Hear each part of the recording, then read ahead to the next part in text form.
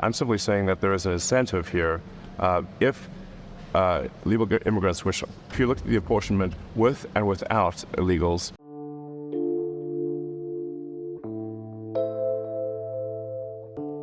whatever the outcome of the November 2024 U.S. presidential election is, will determine the fate of millions of immigrants in the country. Donald Trump has made it very clear that if he gets another term as president, he will deport a record-breaking number of immigrants in the United States. And the Tesla CEO, Elon Musk, supports him. Ever since Trump's campaign started, Elon Musk has fiercely backed the former president's manifesto, both in live interviews and on social media. Can the mass deportation really happen? Join us as we get right into what Elon Musk has revealed, reading the planned immigrant deportation. The potential repercussions of the mass deportation. Heavily publicized by Elon Musk, Trump's campaign has proposed different numbers regarding how many people could be sent away. But his running mate, J.D. Vance, recently shared a specific number during an interview. He said they would start with 1 million people and was quick to point out that this is an execution Kamala Harris has not succeeded in.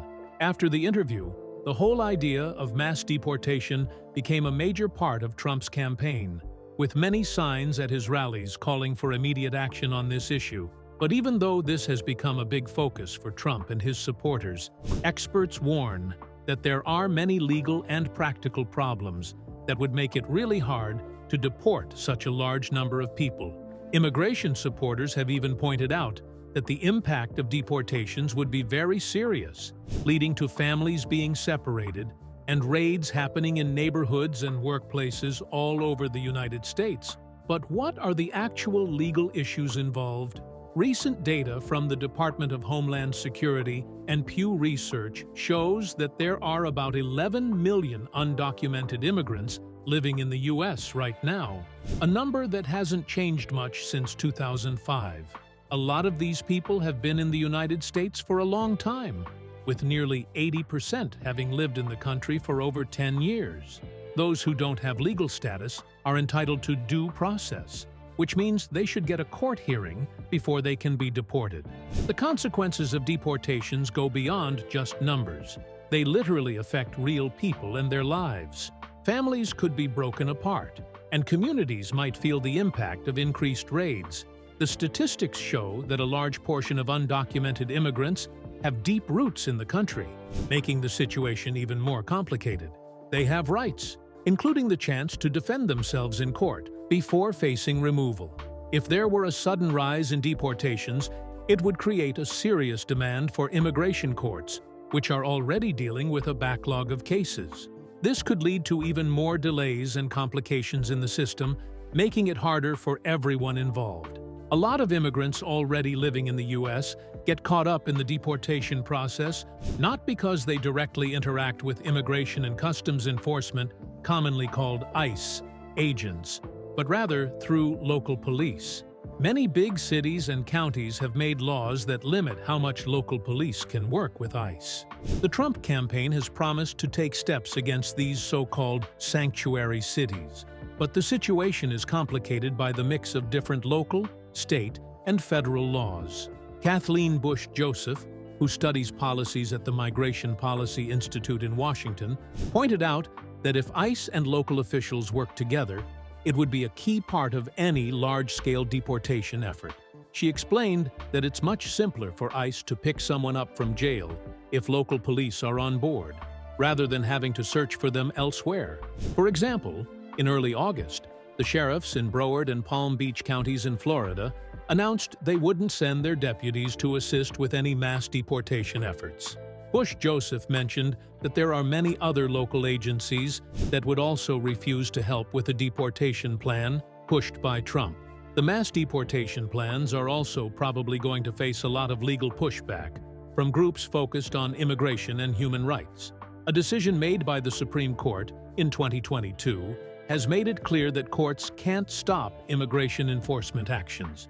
So these actions would keep happening even while the legal disputes are being sorted out. But the real question is whether it can actually be done in a practical way. If a U.S. government decided to go forward with mass deportations legally, they would still have to deal with huge challenges in making it all work smoothly. There are many factors to consider when thinking about how to carry out such a large-scale operation. For one, the logistics of moving a large number of people would be incredibly complicated. Authorities would need to figure out transportation, housing, and the legal status of those being deported. It's not just about the legal side. The practical aspects of organizing everything would be a massive undertaking. So even if the government could legally push for mass deportations, the actual execution would be a tough job filled with obstacles. Comparison between Trump's deportation plan and Biden's deportation efforts. Under the Biden administration, the main focus of deportation efforts has been on migrants who have recently been caught at the border. Most of the people who get deported from places further away from the border are those who have criminal records or are seen as threats to national security. The controversial raids on workplaces that happened during the Trump years were put on hold in 2021. For the past 10 years, the number of deportations for people arrested inside the U.S., rather than at the border, has stayed below 100,000, especially after it peaked at more than 230,000 during the early days of the Obama administration. The approach to deportation has changed quite a bit over the years. While the Biden administration is concentrating on those caught at the border, the previous administration had a different strategy that included aggressive workplace raids. Now, the focus seems to be more on recent border detentions, and the number of deportations from within the country has dropped a lot. Experts are skeptical that the 20,000 agents and support staff from ICE would be enough to locate and monitor even a small portion of the individuals mentioned by the Trump campaign. Mr. Reichlin-Melnick pointed out that the deportation process is very long, starting only after an undocumented migrant is identified and arrested. Once detained, these individuals must either be housed in facilities or placed in an alternative to detention program before they can appear in front of an immigration judge. This system is already facing a serious backlog issue that can take years to resolve. Only after all these steps can detainees be removed from the United States, which also requires cooperation from the country they are being sent to. Meanwhile, Trump has suggested that he would call on the National Guard or other military forces to assist with deportations. But historically, the military's involvement in immigration issues has mostly been limited to providing support at the U.S.-Mexico border. Besides mentioning the military and the idea of using local law enforcement, Trump hasn't provided many details on how a large-scale deportation plan would actually work. But will it be worse than the largest mass deportation in American history? If you've never heard of Operation Wetback, then brace yourself, because if what Trump has in mind is anything like it, the statistics of immigrants in the United States might record an all-time low. The operation was carried out in 1955 and involved a large-scale effort that affected around 1.3 million individuals during President Eisenhower's time. Many of these people found themselves lost and confused in the streets of Mexicali, Mexico, as the heat beat down on them. They had just been forcibly removed from their lives and jobs in the United States by immigration officials and dropped into a city where they had no connections or support. This operation, which was short-lived, employed military-style methods to deport Mexican immigrants, including some who were actually American citizens. While millions of Mexicans had entered the U.S. legally through immigration programs earlier in the century, Operation Wetback aimed to send them back to Mexico, with the cooperation of the Mexican government, which wanted to bring back its citizens to help with a labor shortage. Border Patrol agents and local authorities carried out a well-organized operation using military tactics. They often relied on harmful racial stereotypes to rationalize their sometimes harsh treatment of immigrants. During this time, there was a strong anti-Mexican attitude in the U.S., and Mexican immigrants were frequently depicted in negative ways, being labeled as unclean, disease-ridden, and irresponsible. During Operation Wetback, a huge number of immigrants were packed into buses, boats, and planes, and sent to parts of Mexico that were often new and strange to them. They faced a tough time trying to start over in these unfamiliar places. In Chicago, 3 planes each week were filled with immigrants and flown back to Mexico.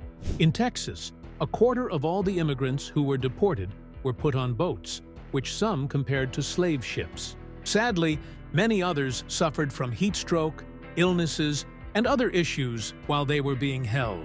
It's hard to tell how many American citizens were caught up in Operation Wetback, but the U.S. later said that about 1.3 million people were deported. But some historians argue that this number is too high. While hundreds of thousands of individuals were affected, historian Kelly Lytle Hernandez believes the actual number of deportees was much lower, probably around 300,000. There's more. The first mass deportations of Mexican immigrants from the U.S. Mass deportations of Mexican immigrants from the United States started during the Great Depression. At that time, the government decided to deport many Mexican workers instead of allowing them to benefit from the New Deal programs designed to help struggling Americans. Historian Francisco Valderrama points out that during the 1930s, over 1 million Mexicans were sent back to Mexico, and about 60% were actually U.S. citizens of Mexican heritage. Valderrama explained to Terry Gross on Fresh Air that this deportation effort was called repatriation to make it sound like it was a choice, but in truth, it was far from voluntary. Many people in the U.S. believed that Mexicans were taking jobs away from American workers, but the reality was that many Mexicans had been invited to the U.S. to help with agricultural work. In 1942, the U.S. launched the Mexican Farm Labor Program, also known as Operation Braquero, which means manual laborer in Spanish. This program allowed Mexican workers to come to the U.S. legally and temporarily, with promises of fair pay and decent working conditions. It was an effort by the Mexican government to protect its citizens from the discrimination that earlier immigrants had faced. In 2016, the average expense for catching, holding, processing, and sending back one undocumented immigrant from the United States was revealed by ICE. They also mentioned that it cost about $1,978 to transport a deportee back to their home country.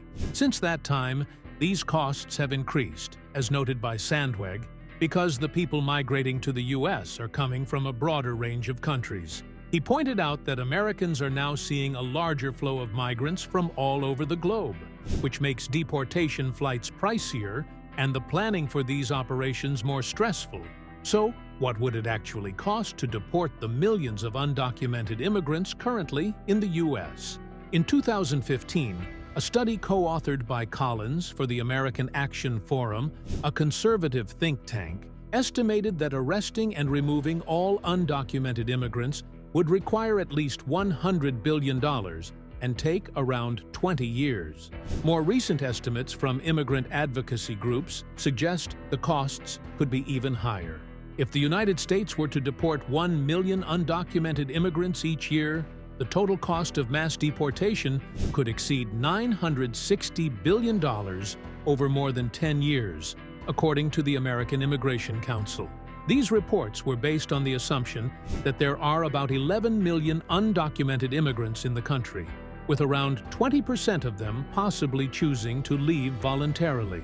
A report from the Pew Research Center in July indicated that the number of undocumented immigrants has likely increased in the last couple of years.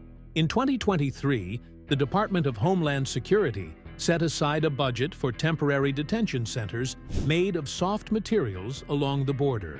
Stephen Miller, who was an advisor to Trump, mentioned that if there were to be a large-scale deportation effort, officials would need to create huge facilities capable of holding around 70,000 individuals. This number is obviously larger than the combined capacity of the 7 soft-sided centers included in the 2023 budget. Miller has claimed that the plan to construct these new detention spaces would be more extensive than any other national infrastructure project we've undertaken so far. According to Jason Hauser, a former chief of staff at ICE, running a soft-sided shelter can cost as much as $40 million each month. He also pointed out that using existing space in state and local jails instead of building new facilities would still come with a high cost, estimating it could be around $300 to $350 per night. If deportations were to rise to the levels proposed by Trump, it wouldn't just be about having enough detention space, as noted by Sandweg. The workforce at IC would also need to expand, which would require Congress to approve billions of dollars in extra funding. Sandweg described this process as incredibly hard. Even if Congress did agree to the funding, he warned that the time and logistics involved in hiring new staff and constructing facilities could take as long as a full presidential term. There are about 8.3 million undocumented immigrants working in the United States, which makes up around 5% of the total workforce, as reported by the Pew Research Center. This group of workers is especially prevalent in industries like construction, agriculture, and service jobs. Economists have been sounding the alarm that if there were a large-scale deportation effort, it would have serious consequences that go beyond just the workplaces affected. Michael Ettlinger, a senior fellow at the Karzai School of Public Policy, points out that such actions would harm the economy overall. He stresses that getting rid of these workers would be a mistake, as they contribute not only through their labor but also through their spending in the economy. Do you think if Trump wins the election in November, he will really go through with the mass deportation plan? Let us know in the comments. If you enjoyed watching this video, don't forget to leave a like, share it with your family and friends, and subscribe to our channel so you don't miss our next updates.